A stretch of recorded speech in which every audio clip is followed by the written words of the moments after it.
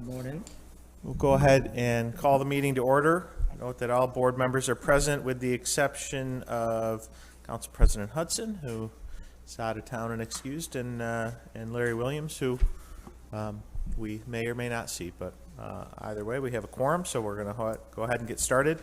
As we always do, we'll start with our minutes, this time from the April 28th, 2022 minutes, and I will entertain a motion to accept them. So moved. Second. Any further discussion? All in favor? Aye. Opposed? Carried. Next up, let's go to our secretary, Joe Barry. Good morning, Joe. Yes, good morning, Mayor and Board. I have no new correspondence to report today, Okay. but I did want to take a moment to introduce the city's relatively new Director of Minority Affairs, Yolanda Johnson, who is also our MWB officer. She thought she would make it this morning. But, Okay. in any event, she'll be helping us close out Phase 2 and working as we develop the plans for Phase 3. Great. Thanks, Joe. Happy to have Yolanda on board. Thank you. That completes my report. Very good. All right, let's keep on moving, and next we'll go to our report from the program manager. Good morning, Chris. Morning, everybody. So not a whole lot this morning to cover, but just we'll run you through. So we continue to dial down, if you will, in terms of budget and approvals, processing the change orders and getting those into SCD. We do anticipate, as we start to reconcile projects, that we might have another building budget modification on a couple of buildings, likely only one, but just letting you, no action today, but just as we start to resolve issues on those and bring those to financial closure, we may make one more move on that. So under Tranche 2 schools, we've got substantial completion certificates out to everybody for signature. We're chipping away a punch list. Probably as a whole, we're about 95% on punch list, and we anticipate final payments in over the second and third quarter of 22 for those buildings. Tranche 1, we're further ahead on that one in terms of where we are. We just lodged in Huntington for final payments there on the architectural side, and we've got draft final cost reports assembled for Bellevue, Ed Smith, Grant, Huntington, Blodgett there, with anticipation of submission of those reports to SED in second and third quarter. So that will get those reports over to them. Under construction, Fowler, again, we're largely back together over there. Anticipate that the pool will be back online here in the next couple of weeks. At the outset, we do have that additional work we did for the basketball hoops to be reinstalled. Anticipate that happening the week of the 6th, and we're, again, with punch list there, we're largely there on that one. The concession storage building, Tom's here, so correct me if I understand, but I believe we received our inspection, our life safety inspection on that. Now we're awaiting the report. Once we have that, we can occupy. You got the report. Okay, so we're in good shape there, so we can occupy that building and use that building, the concession building. Can use it for the last game of lacrosse and all. We can use it as of today, right? No, we're very, very close. We don't have the official certificate yet from the state. The architect signs one paper, you sign one paper, and then we're good. Very close. Okay. Corcoran, again, punch list, working through that, about 94%. Still waiting on those doors that we bought. We bought a couple of doors there as a change order, so waiting for those to land. Henniger at the library, operations continue over there, and largely this is our focus from now to the end. We are working in the upper level cafeteria, continuing on our demolition in the upper level cafeteria, working in the library, and then we've got a couple of major areas of renovation that will kick off here as soon as we're able to get into those spaces, the old main office, the administration area, and the music room renovations over there. So that's largely the focus is finishing that one. That's our last one that's in active construction. Nottingham, I think we're in good shape there as well. A couple punch list items remaining, and moving that to closure. Clary, I think 99% of the punch list there had some sinks that needed to be replaced over there, and we're just waiting for those to come in. And there are sinks in place, but they were not the right sinks, so we're going to replace those.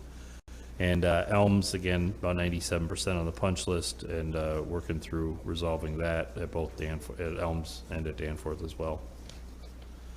In terms of critical constraints and issues, not a whole lot here to report out on, just that we're focused on getting these dialed down, dealing with some what I would call legacy issues that kind of have hung around that we need to come to some closure on, whether it be a cost-related issue or just a punch list-related issue that might have been contested, and driving those to closure so that we can get final cost reports in and get everything closed up. So that's where we are. Questions? So what is the Henniger date? Are you done by the end of the summer, or does that go into the fall? The target is to be occupied into the new spaces by the end of August. So will punch list continue into the fall? Sure. I would say that's to be anticipated, that we'll have a couple months of punch list and close out at the end of that. The overall project completion was December of 22, at least that, our contract and the other professional services. So, because we know there'll be, again, some issues to get that, and then to get everything, all the I's dotted and get everything finalized into a cost report. Just related to that, Chris, understanding there'll be punch list items going into the fall. Any possibility of kind of a frenzied end of the summer, trying to get Always a frenzy, right? I mean, and the thing that is really tough right now, and you guys, you've heard it from me before, is just markets, just stuff is all over the board, trying to procure stuff, even stuff that you procured 3 months ago. We're getting notices that just say you're not, this isn't going to be here when we said it was, and that's it, with no apologies. So will I say we won't get trapped in some of that? There's a potential for it, sure. Is all of our equipment ordered already, and has been for Henniger? Because this is our third summer with Henniger, right? So we're not facing something that we just ordered. But does something get derailed in terms of landing here? There's a potential for it, and we'll keep you apprised of it as we move forward. Are all the windows on site? The windows, we have all the windows, and they have 10 open. I think there's 10 openings. At least when I walked it on Monday, we had about 10 more openings to physically cut into the building. And what we've been doing is doing that off shift, cutting the brick and the block, getting the steel in, and then once school gets out, then they can finish making the penetration to the inside and put the window in. So, but yes, we have the windows. The other concern that I heard is about the security system, that some of the cameras are mounted, but they're not connected yet. Nate, you have insight on that one? That's fresh. The last time we had 90 plus cameras that were in operation at Henniger. So I have not heard that concern, but I'll look into it. That they're mounted but not operating. They're not working yet. They're not Okay. connected into the system yet. Yeah, that's news to me too, so we'll look into it. I just heard that. I know that Tom is looking like, well, okay. Now, we had a meeting with OSA yesterday, and they didn't bring it up. That's why I'll have to check with the school. Well, the board is asking for cameras in all the buildings to make sure that we have coverage outside and all that, and that they're all working. So, we're giving priority to the high school. All of them are priorities, and we know that we need to install more, but we want to make sure that they're connected and that they're working. Any other questions for Chris? Chris, just looking to the other item on our agenda, the resolution of the Ed Smith item, that'll allow closeout basically to go forward. Yeah, it'll allow us to finalize a cost for Ed Smith, which will be good. Sounds good. Yep. So I guess I do have one kind of random question, but in light of the tragedy in Uvalde, I think all of our attention always goes back to school safety, and just curious, as it relates to construction specs, have there been any modifications in the industry specifically related to glass types and or any other security related measures that go into these projects that either Chris, you, or Tom can speak to? The glass technology, I would say, has been evolving pretty significantly. We started with a lot of the films, the I'll call them a ballistic film that you could put on, to apply, and the idea with that is to keep the glass intact. And now we're seeing there's a laminate glass that actually is the film is in the middle of the two panes, so that it's less subject to anything on the surface. So we've seen a fair amount of that, and that's being spec'd. I know they've been working Locally, there's a firm here that's been Yeah. working to try and get an ASTM. But that doesn't exist now. I don't know where they are in that process. They Okay. were in the process of getting an ASTM standard certified around that product. Right. But yeah, it is definitely something that's evolving as we go forward. But not any, there aren't any specific specs that we've used in our construction relative to glass to date? Well, the film will be spec'd. I mean, there's a specification for the film in terms of its performance and its thickness. Okay. That is more substantial than a typical Yeah, glass window? Yeah, significantly more substantial than a glass window, right? The idea is that the glass will stay intact in the frame. But just to be clear, do we have that, any of that in our schools? So the state years ago, long before all these tragedies. Tom, why don't you come up just in case folks want to watch? New York State has real specific requirements for glass in school. So if we have a piece of glass, a kid breaks one like this, it's like $500. So we have to buy special safety glass. So like tempered glass, that glass that you see like wire in and stuff, you can't use that in a school. Now, that was used 20, 30 years ago. So we have it in some of our buildings. It's very common in buildings. So that's happened. We do put the film on too, so that you can't see in the building, but you can see out. So that's sort of a security. The biggest thing I would say that we started doing is with the door hardware. So what we have, a lot of doors we have in the district, you can only lock them from the outside. Right. When we do the new doors, you can lock them from the inside. So on an average, in a renovated school, basically, I have a teacher's key that opens up my particular classroom. Well, that same key, I can walk into any classroom and lock it from the inside in an emergency. So that's the biggest one. And from what our lady at SUNY Oswego tells us, if you can get the kids locked into the room, that's one of the safest things to do. Right. So that's the biggest one. But going forward, there will be more things like that, door hardening, Right. cameras, things like that. I don't know if we'd ever be putting, bulletproof glass in a school. I hope we don't have to go to that. Right. But we have looked at we do look at security features, our single point of entries, how you get people in. We look at sight lines all the time. We do that just for observation purposes. If we're designing a library, we try to make it so one person can observe the whole library for student management as well as security purposes. Okay. So I think it would be, we have a good opportunity with JSCB 3 coming up to revisit all of those specs and opportunities for safety. So Absolutely. thank you, Tom. Anything else for Chris? Okay. All right. Thanks. Thank you. All right. Next up, we'll go to our financial statement. Bring up Donna. Good morning. Good morning.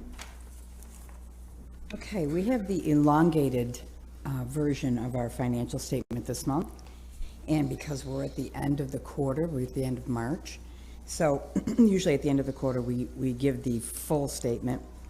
I'm going to start down on page 5, if you want to follow along with me. And we'll get into the meat of the numbers. So basically, the highlights for the month, we did have a state aid intercept of $33.6 million that did occur in March.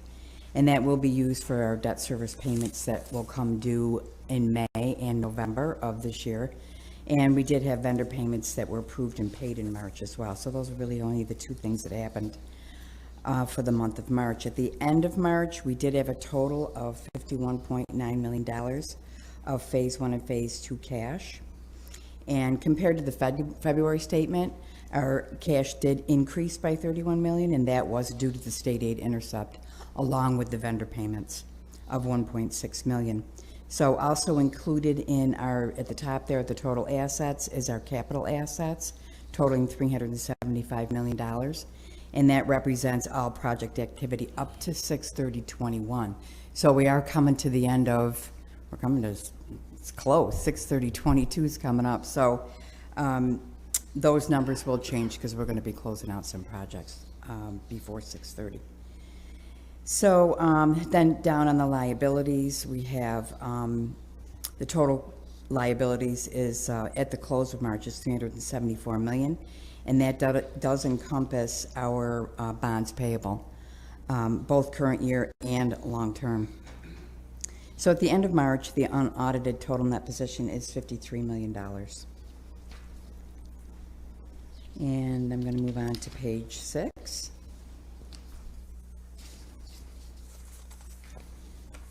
And page 6 does give us a statement of our sources and expenditures.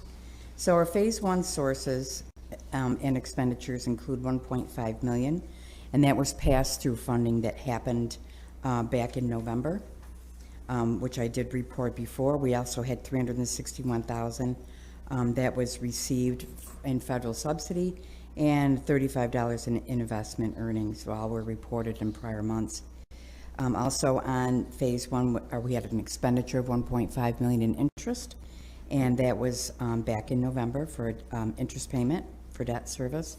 And then we transferred out the $361,000 to the district to help offset the debt service payment. Phase 2, our sources are a pass-through again that happened back in November of 5.3 million. We have accumulated $3,912 since June in interest earned for Phase 2, and then since June 1st of 21, we have a capital outlay of $35.3 million in vendor payments.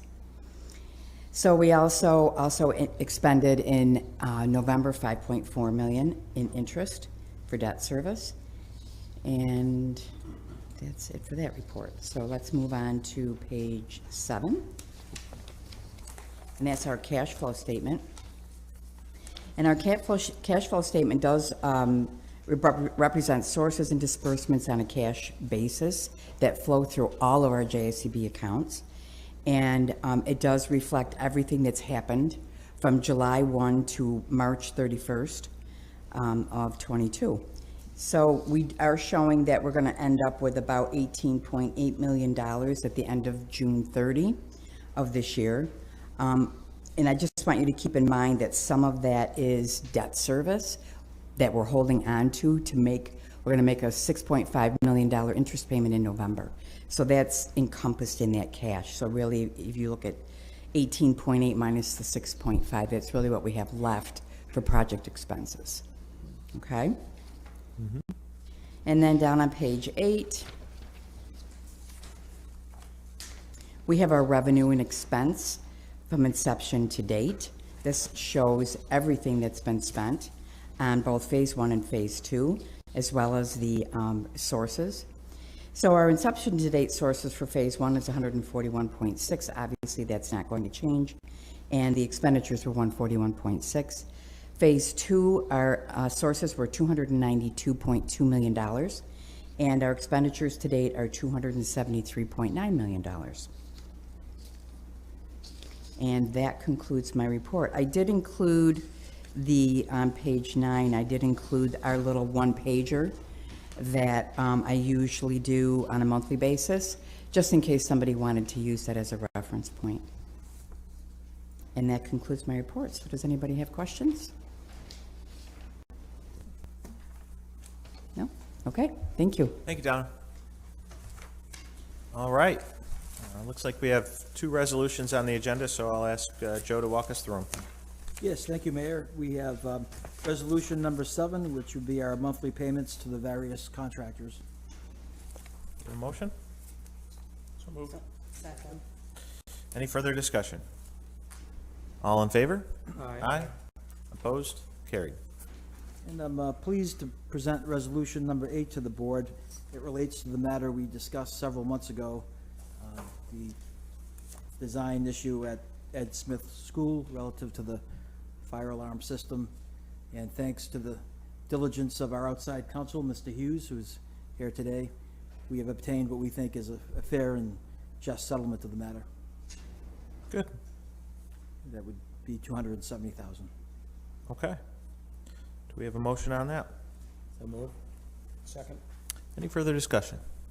Questions? All in favor? Aye.